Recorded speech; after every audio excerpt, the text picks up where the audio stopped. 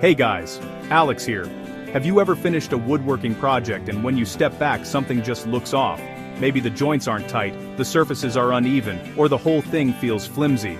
If you've had a project come out crooked, weak, or just not quite right, you're definitely not alone. Every woodworker's been there, including me. The good news, most of these problems aren't because you have bad tools or cheap materials. 9 times out of 10, it's small, easy to miss mistakes that sneak in along the way. In this video, I'm going to show you 10 woodworking mistakes that can ruin your projects, and more importantly, how to avoid them.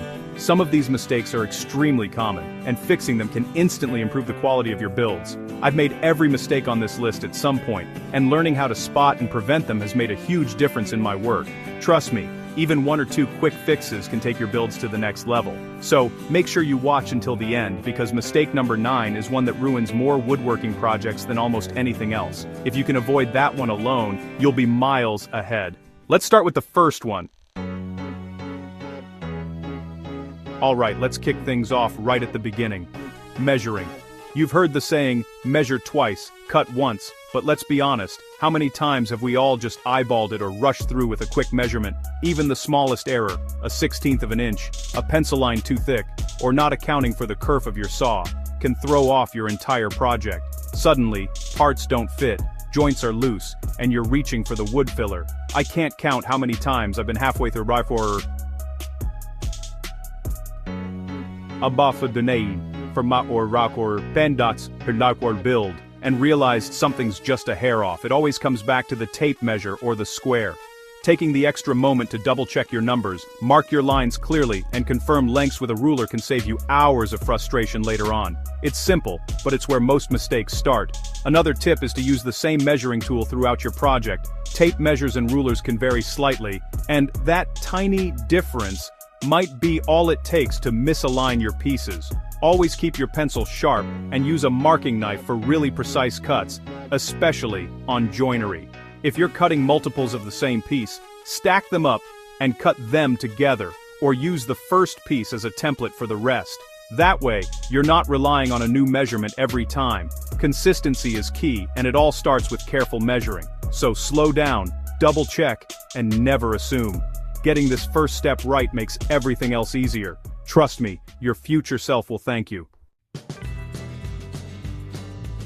Next up, let's talk tools. Specifically, sharpness. A lot of folks blame their tools when something goes wrong, but more often than not, it's not the tool itself, it's that the blade or bit just isn't sharp enough. Dull tools don't just slow you down, they actually make your cuts less accurate and can tear up your wood. You'll see ragged edges, burn marks, or even dangerous kickbacks. When you use a dull saw or chisel, you end up forcing the tool, which means less control and a higher chance of making a mistake. Sharp tools glide through the wood, give you cleaner cuts, and just feel better in your hands. Plus, working with sharp tools is actually safer, you're less likely to slip or get frustrated. Sharpening doesn't have to be complicated. A quick touch-up with a honing guide for your chisels, or a pass with a diamond stone for your plane irons, can make a huge difference. Change your saw blades regularly, and keep your router bits clean and sharp. It's a small thing, but it instantly improves your results. I love the feeling of a razor-sharp chisel slicing through end grain. If you've never experienced it, stop what you're doing and sharpen your tools right now. You'll thank me later. It's like getting a brand new tool every time. So, before you blame your tools for a rough cut, check the edge. Regular maintenance and sharpening are habits that separate beginners from pros.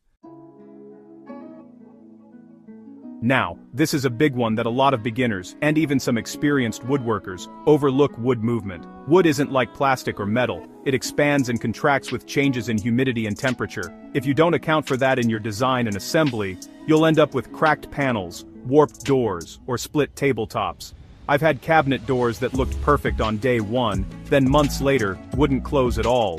Every species of wood moves a little differently, and it mostly happens across the grain, not along it. That means if you glue a wide panel into a fixed frame, or screw a tabletop down tight, you're asking for trouble. The wood wants to move, and if you don't give it room, it'll force its way out, usually by splitting. To avoid this, use methods like floating panels, elongated screw holes, or figure-8 fasteners for tabletops. You want your joinery to allow for some give, especially in wider pieces. Look at old furniture. The best pieces are still around because the maker understood wood movement. One trick I use is to leave a little gap around panels inside frames, or to only glue parts of a tabletop to its base. Always think about how the wood will move through the seasons. It's a bit of extra planning up front, but it'll save you a lot of headaches down the road. So remember, wood is alive, even after it's cut. Treat it that way, and your projects will last for generations. Let's talk glue-ups, another spot where things can go sideways fast. One of the biggest mistakes beginners make is not using enough clamps. You might think a couple will do the trick, but glue-ups need even pressure along the entire joint for a strong bond. Too few clamps, and you end up with gaps, weak glue lines, or panels that come apart under stress. I like to say, you can never have too many clamps, and it's true. I've seen folks try to get away with just 2 or 3 clamps on a big panel, and the result is always the same. Uneven pressure, warped boards, and joints that fail. Even pressure is the goal, and that usually means more clamps than you think you need. When you're clamping up, check for squeeze out along the whole joint. That's a good sign the glue is making contact everywhere. Alternate your clamps above and below the workpiece to keep things flat. And don't rush, get everything aligned before you tighten down. If you don't have enough clamps, try cawls. Those are straight boards that spread pressure along the joint. Even a simple trick like using heavy objects or ratchet straps can help in a pinch. The important thing is consistent pressure. So, next time you're gluing up, lay out your clamps before you start. You'll thank yourself when your joints come out strong and your panels stay flat. Alright, let's be honest, nobody likes sanding. It's dusty, it's time-consuming, and it doesn't feel as satisfying as cutting or assembling. But I can tell you from experience, rushing through sanding is one of the fastest ways to ruin the look and feel of your project.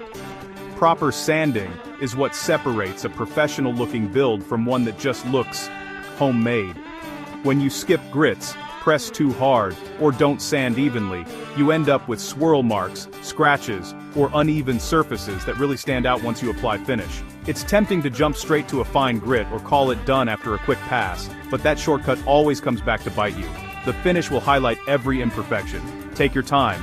Start with a coarse grit to flatten and smooth, then work up through the grits. Use a sanding block or a random orbit sander for flat surfaces, and always sand with the grain. Clean off the dust between grits. Otherwise, you're just grinding old particles into the wood. Also, don't forget the edges and corners. They need just as much attention as the big flat areas. If you rush, you'll see it in the final product, and there's no hiding a bad sanding job. So, slow down, put on some music or a podcast, and commit to doing it right. Your project and your future self will thank you every time you run your hand over that buttery smooth surface. Now, let's talk about cutting straight. It's easy to grab a saw and start making cuts freehand, especially when you're in a hurry, but that's a shortcut that almost always leads to trouble. Without a guide or a reference edge, your cuts can wander, leaving you with pieces that don't fit together and panels that just don't line up right. Using a straight edge, a fence, or a miter gauge isn't just for pros, it's essential for anyone who wants accurate, repeatable results. I always set up a guide when I'm making long cuts, whether that's with a circular saw, a jigsaw, or even a hand saw. It only takes a minute, but it keeps your cuts true and your pieces square. If you're cutting a lot of the same length, set up a stop block. It's a simple way to guarantee every piece matches. When you're ripping boards, use the fence on your table saw and double-check that it's square to the blade. I've learned the hard way that close enough isn't really close enough, especially when you're assembling a project and realize nothing lines up. Taking the time to set up guides and reference edges makes everything go smoother, and it's one of those habits that pays off every single time. So, next time you're tempted to eyeball a cut, grab a guide. It's worth it. Let's move on to hardware, specifically screws and fasteners. You wouldn't believe how many projects come apart simply because the wrong screws were used. Not all screws are created equal, and using the wrong size, type, or length can lead to weak joints, split wood, or even dangerous failures.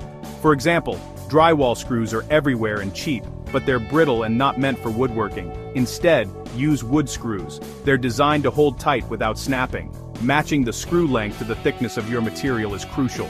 Too short, and you don't get enough grip. too long, and you risk blowing out the other side. Pilot holes are another big one. If you don't drill a pilot hole, you can split the wood, especially near the ends of boards or in hardwoods. Countersinking your screws ensures the heads sit flush and don't interfere with assembly or finishing. Don't forget about specialty fasteners, like pocket screws or conformat screws for cabinets. They're designed for specific joints and can add a ton of strength if used correctly. Always choose the right hardware for the job. Bottom line, take a few minutes to match your fasteners to your materials, and your projects will thank you by staying together for years to come. Now, here's a classic mistake: assuming your project is square without actually checking. It's so easy to glue up a box, a frame, or a cabinet and think it looks fine, only to find out later that nothing lines up and your doors or drawers won't fit. Out-of-square projects are tricky to fix, and the sooner you catch it, the better. Always use a reliable square during assembly: carpenter's square, speed square, or even a digital angle finder. Check all your corners after clamping but before the glue sets. If something's off, adjust your clamps or tap the pieces into place until it's right. Don't just eyeball it or hope for the best. For larger assemblies, measure the diagonals. If they're equal, your project is square. This trick works great for frames, boxes, or anything with 4 sides. Take your time at this stage. It'll save you a world of frustration down the line. If you find your project is out of square after the glue dries, sometimes you can fix it with a little sanding or planing, but it's never as good as getting it right the first time. Precision here means everything fits together like a puzzle. So, make checking for square a habit, not an afterthought. It's one of those little things that makes a huge difference in the final product.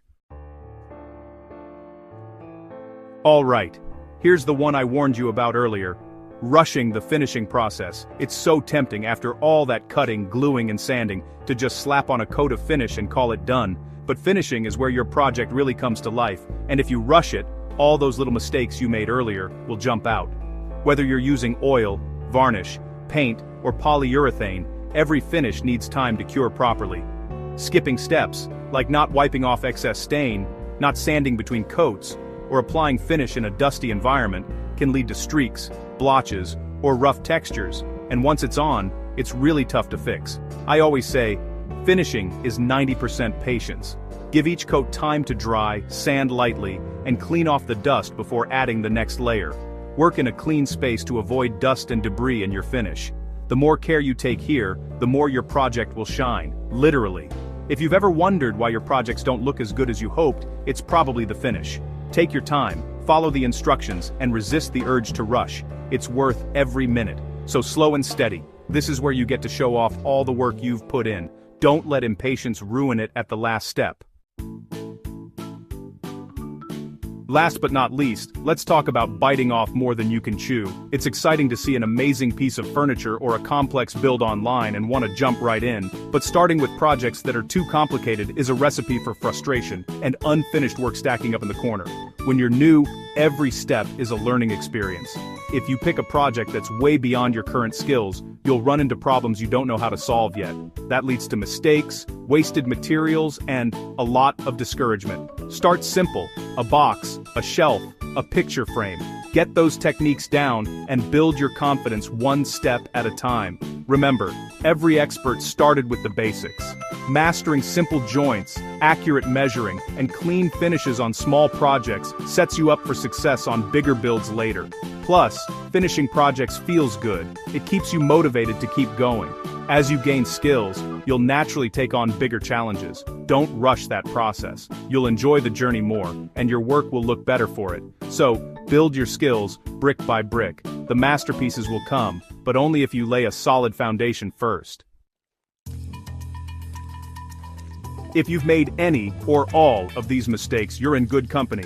Every experienced woodworker has been there, and the truth is, making mistakes is just part of the learning process. The real key is to spot them, learn from them, and keep moving forward. That's how you get better, project after project. Avoiding even a few of these mistakes can dramatically improve the quality of your woodworking projects. You'll see tighter joints, smoother finishes, and builds that really last. Trust me, it feels amazing to step back and see something you built come together perfectly because you took the time to do it right. So, which woodworking mistake have you made the most? Let me know in the comments. I'd love to hear your stories. And if you want to see the 10 woodworking tools every beginner should own, check out the next video on this channel because those tools can help you avoid many of the mistakes we talked about today. Thanks for watching, and I'll see you in the next video.